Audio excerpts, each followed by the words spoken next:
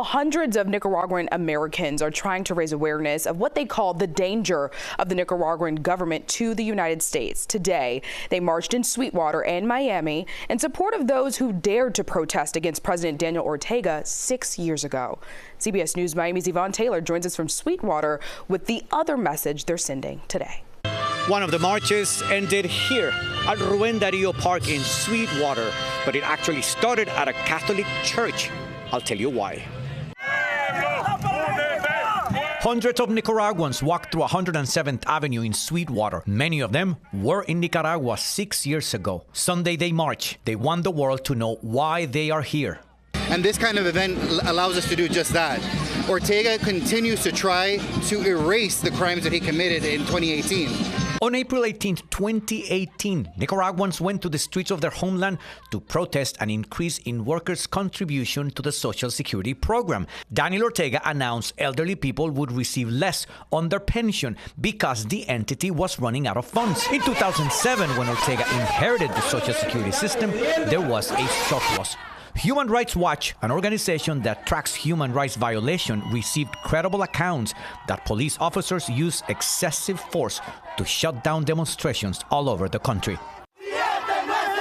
At least 355 people were murdered from April of 2018 to 6 months later, according to the Inter-American Commission on Human Rights, although Nicaraguan organizations raised the figure to 684.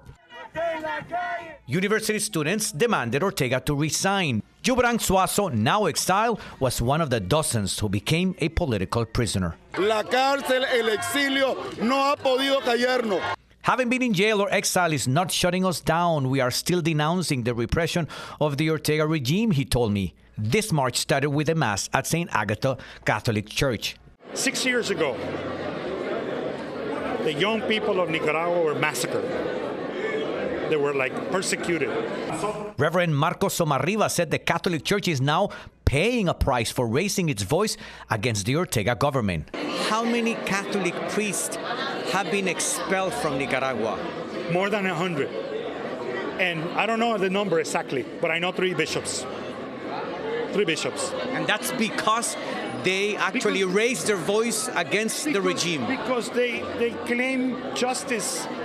They claim liberty, and they claim for the rights of the young people. Ortega is no longer a local problem of Nicaragua.